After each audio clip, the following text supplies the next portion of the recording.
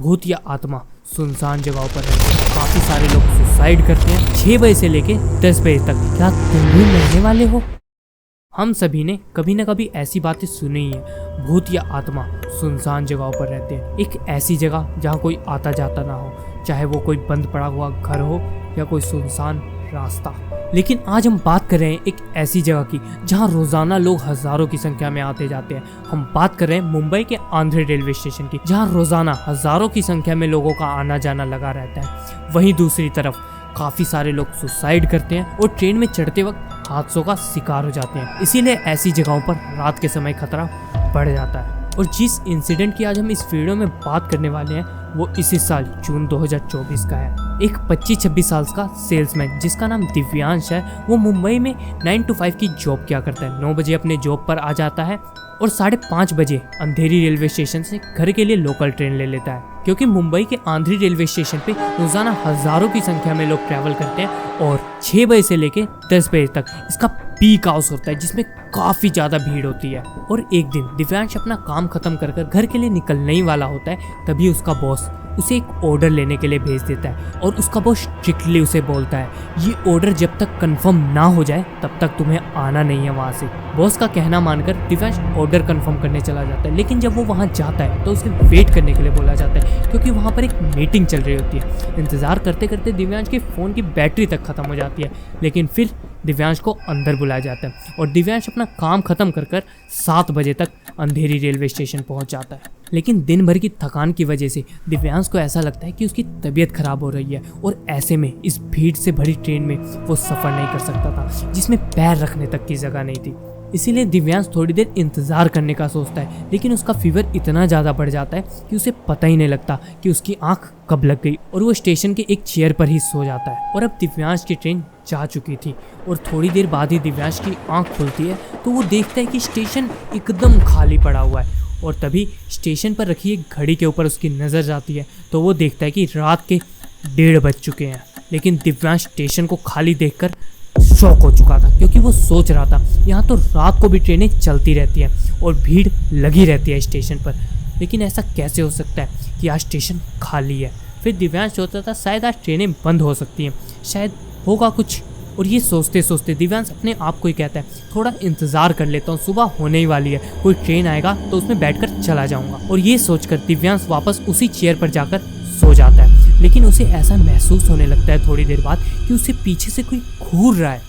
दिव्यांश हिम्मत कर पीछे मुड़ता है तो वो देखता है कोई नहीं है। फिर वो अपनी जगह से उठकर थोड़ी दूर जाकर आसपास देखता है, तभी भी उसे कोई नहीं दिखता। लेकिन जब वो पलटकर वापस अपनी चेयर पर बैठने जाता है जहाँ वो बैठा हुआ था, तो वो देखता है कि वहाँ 3 लोग बैठे हुए हैं। लेकिन वो तीनों देखने में नॉर्मल नहीं दिख रहे थे और उन्हें देखकर दिव्यांश डर जाता है और वो फटाफट पास में पड़े एक बेंच पर जाकर लेट जाता है सुकड़कर, सर दूसरी तरफ करकर। और थोड़ी देर बाद दिव्यांश को उन 3 लोगों की आवाज़ सुनाई देती है आपस में बात करने की, लेकिन उसे ढंग से समझ नहीं आ रहा होता कि वो क्या बात कर रहे हैं। तो उनकी बात सुनने के लिए दिव्यांश हिम्मत कर अपनी करवट लेता है। लेकिन जब वो जैसी करवट लेता है तो वो देखता है कि वो 3 लोग दिव्यांश के पीछे ही खड़े हैं और उन्हें देखकर दिव्यांश डर जाता है और फटाफट उस बेंच पर उठ जाता है।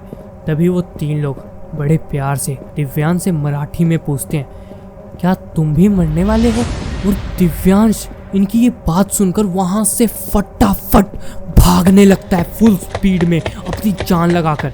लेकिन वो 3 लोग भी दिव्यांश के पीछे भाग रहे होते हैं और वो तीनों लोग दिव्यांश से यही पूछ रहे होते हैं मराठी में, क्या तुम मरने वाले हो? और दिव्यांश जब भाग रहा होता है तो उसकी नज़र दोबारा उसी घड़ी पर जाती है और उस घड़ी में अभी भी 1:30 बज रहे थे।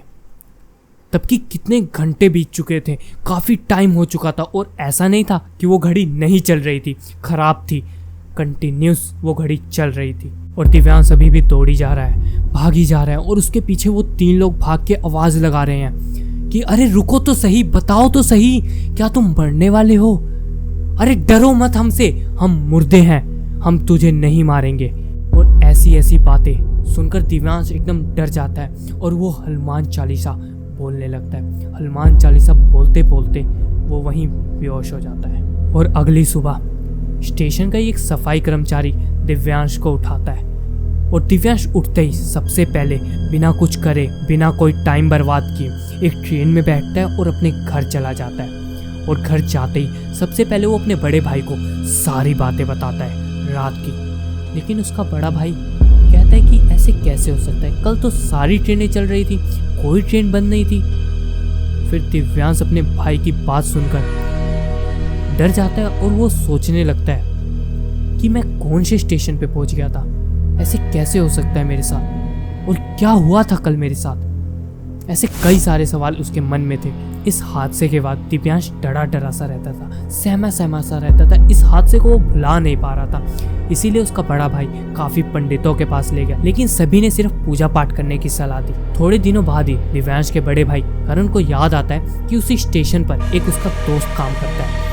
फिर वो अपने दोस्त के पास जाता है और उसे सारी बातें बताता है। लेकिन उसका दोस्त कहता है कि ऐसा हो सकता है क्योंकि यहाँ पे हज़ारों की संख्या में लोग रोज़ ट्रैवल करते हैं और काफ़ी सारे लोगों की जान जाती है, लोग रोज़ हादसों का शिकार होते हैं, तो उनकी सबकी आत्माएं इस स्टेशन पर रहती हैं और वो एक ऐसे कोने पे रहती हैं जहाँ किसी का भी आना जाना नहीं होता, एकदम सुनसान जगह। शायद तुम्हारा भाई वहीं चला गया था। हम इस कहानी पर यकीन नहीं कर सकते, लेकिन इसे झुठला भी नहीं सकते किसी हद तक, क्योंकि ऐसा किसी के साथ हुआ है सच में।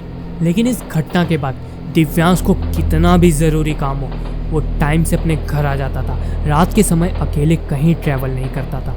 और इस वीडियो के आखिरी में मैं एक ही चीज़ कहना चाहूँगा कि रात के समय अकेले ट्रैवल करना अवॉइड ही करें। रात के समय खतरा बढ़ जाता है। और ऐसा नहीं है कि मैं अंधेरी रेलवे स्टेशन को हेट दे रहा हूँ, चाहे कह रहा हूँ कि आप ट्रैवल मत करिए।